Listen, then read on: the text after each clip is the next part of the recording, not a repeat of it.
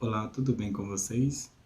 Somos estudantes da Faculdade LS, do curso em Farmácia, Taguatinga, Distrito Federal. Estamos aqui para explicar para vocês um pouco sobre a ditrimetria, conhecido mais como volumetria, tá? No qual se classifica em quatro, que são elas: neutralização, oxirredução, complexação, preceptação.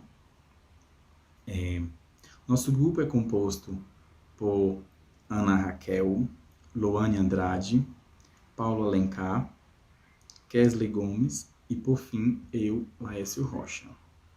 Agora a gente vai entender um pouquinho sobre cada um deles, no caso, o que quer dizer neutralização, oxirredução, complexação, preceptação. A neutralização não é mais que envolve a titulação de espécies químicas ácidas com uma solução padrão, que se chama alcalina. A titulação e espécies químicas básicas com uma solução padrão ácida, chamado acidimetria,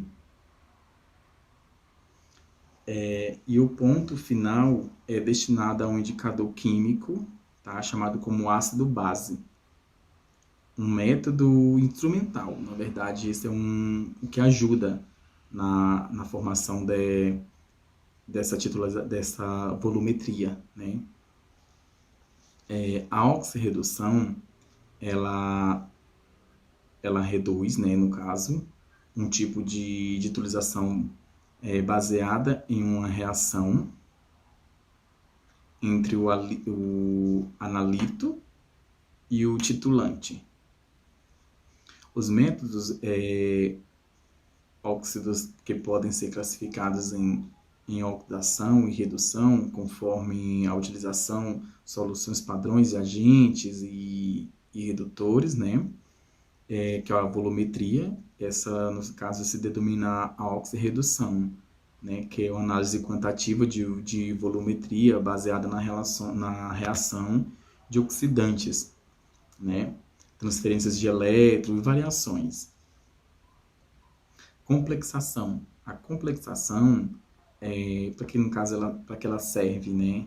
É uma titulação complexométrica ou complexometria, que representa uma técnica de análise volumétrica que visa a formação de complexos de coloração na reação entre analito e titulante, sendo usado para indicar um ponto final na titulação do indicador. A precipitação é baseada em reações que geram um composto baixa solubilidade, velocidade de formação, tá? Limitada com o uso de reagentes. E nesse caso, quais são os principais requisitos para uma análise volumétrica?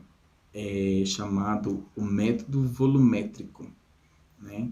E isso ele deve a uma reação simples que possa ser expressa de uma equação química a substância determinada.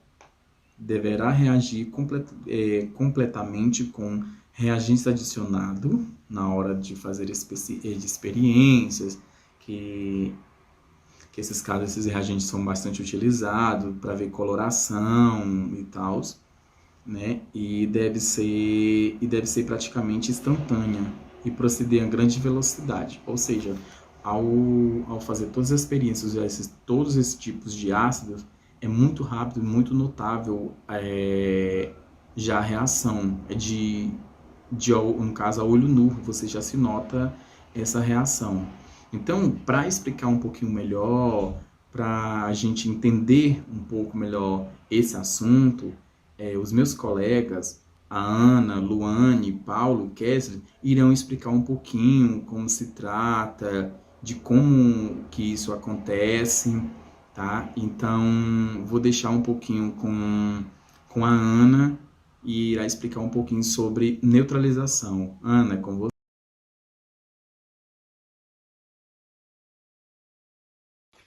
Olá pessoal, hoje nós vamos falar sobre a neutralização. Gente, a neutralização é o nome dado à reação que gera um sal, ok? Por exemplo, ácido mais base, que é igual sal, e uma água. Lembrando, gente, que a água ela é formada por um H+, e um OH-. Lembrando que o H+ é ácido e o OH- é uma base. Então, como vai ocorrer essa neutralização? Eu vou ter aqui nessa fórmula o HCl mais o NaOH. Então, o que é que vai acontecer? Eu vou juntar esse hidrogênio mais essa hidroxila, formando uma água.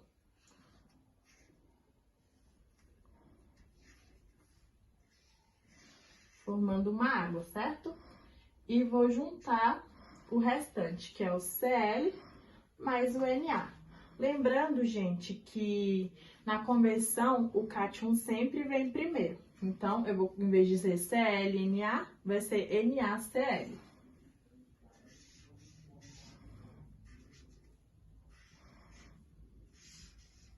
Então, aqui eu fiz uma neutralização.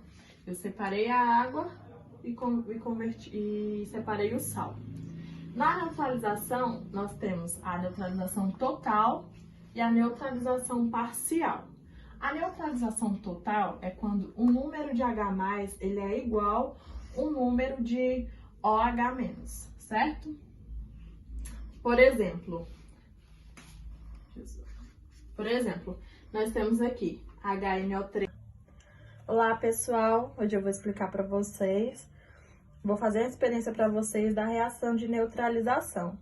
Nessa experiência, nós vamos usar o limpa-alumínio vermelho, um recipiente vazio e uma água sanitária, ok? Eu estou usando 50 ml de cada produto. Eu vou misturar essas substâncias, vou colocar aqui o nosso limpa-alumínio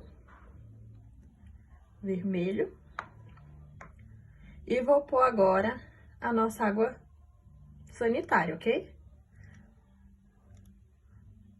Vocês podem ver que quando eu despejo água sanitária, vai mudando o tom do meu limpa-alumínio. E quando eu mexo, ó, ele muda a cor. Vocês estão vendo que ficou meio transparente, meio esverdeado. E por que que isso acontece? Isso acontece, gente, porque a água sanitária, ela não tem somente ácido e base na composição. Existem outros conservantes, entre outras coisas. E o detergente e o nosso limpa-alumínio vermelho, quando misturado com água sanitária, um vai neutralizar o outro. Isso acontece porque um ácido possui uns cátion H+, de hidrogênio, e a base mais forte, que é o limpa-alumínio vermelho, que por sua vez já é...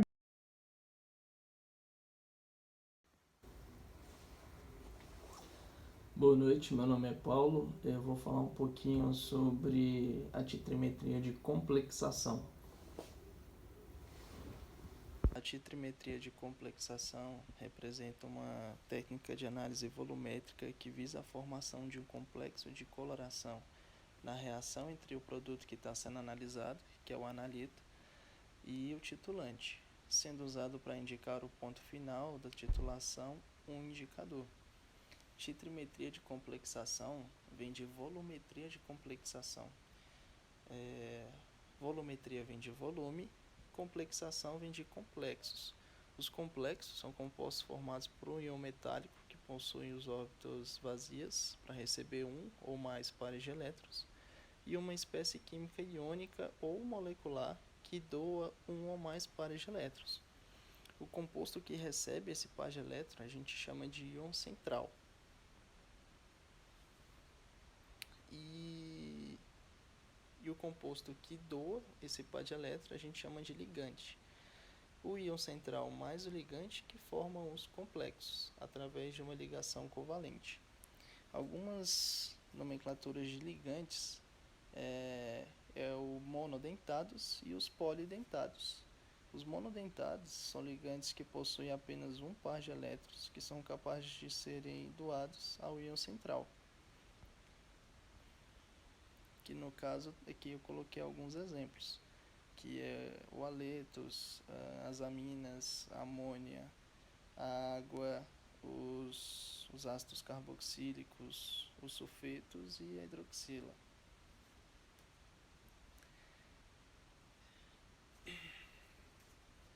E nos polidentados,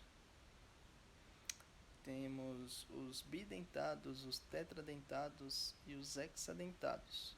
Nos hexadentados, que fica a EDTA, que é o agente complexante com maior importância na complexação.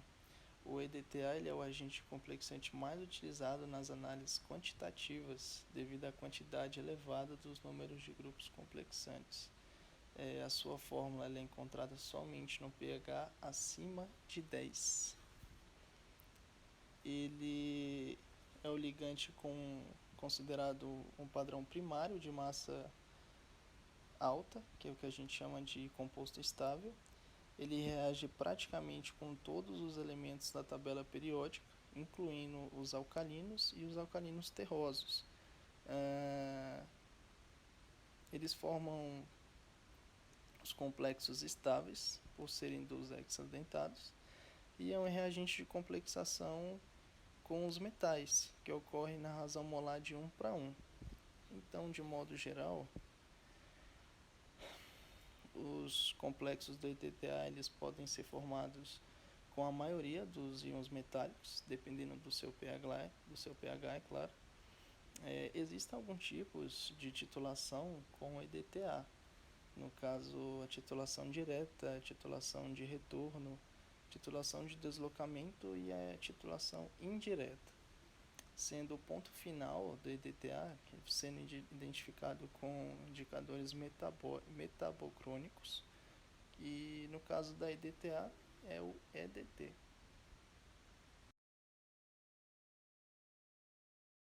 Boa tarde, eu sou a Luane e vim falar sobre oxirredução. A oxirredução, quando há uma espécie química que ocorre a perda de elétrons. Bom, são aqueles em que há uma transferência de elétrons entre as espécies químicas envolvidas. Isso é percebido por meio de um número chamado NOx. O NOx significa a carga elétrica real de cada elemento. Por exemplo, se mergulharmos uma fita de metálico em uma solução de nitrato de prata, iremos notar que ao passar do tempo vai formar uma camada cinza sobre o cobre, e a solução que era incolor vai se transformar azul. Essa cor azul quer dizer que há a formação de cátions cobre, que vai ficar dissolvidos nessa água. Isso quer dizer que o cobre metálico perdeu elétrons para se transformar em cátion. Com isso, ocorreu a oxidação. A oxidação é a perda de elétron. O NOx aumenta, que é a carga real, e vira um agente redutor. Já na redução, há ganhos de elétron, o NOx diminui, que é a carga real, e há um agente oxidante.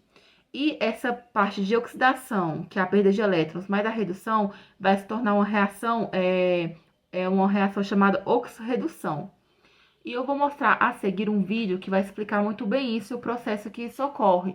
Vai ser uma experiência com a água oxigenada, com o vinagre e o pergamanato de potássio. Aí a seguir a gente vai mostrar.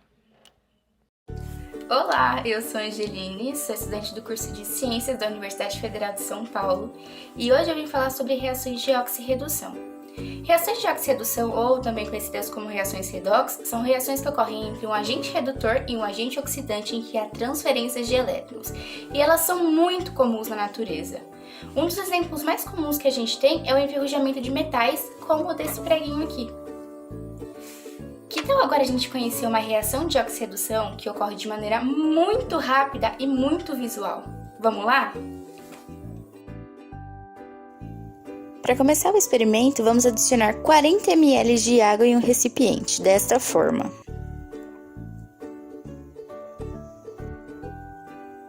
Em seguida, vamos adicionar um comprimido de permanganato de potássio, desses que a gente encontra em farmácia. O meu já estava em pó, mas se o seu não tiver, você pode dissolver com uma colherzinha. Depois, vamos agitar o recipiente dessa forma, até que todo o permanganato de potássio esteja dissolvido em água.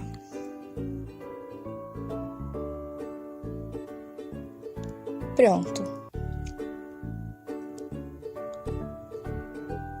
Agora vamos colocar 20 ml de vinagre branco.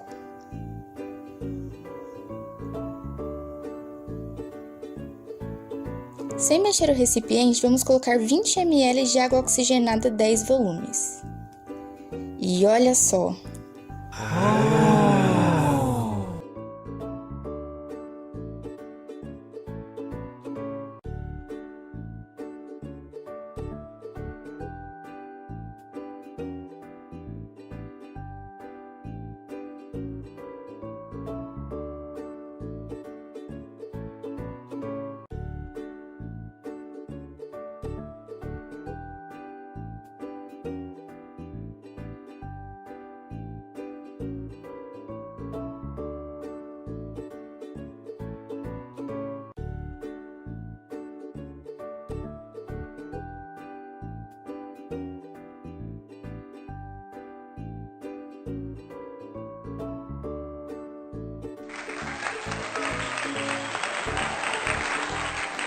Espero que tenham gostado do experimento.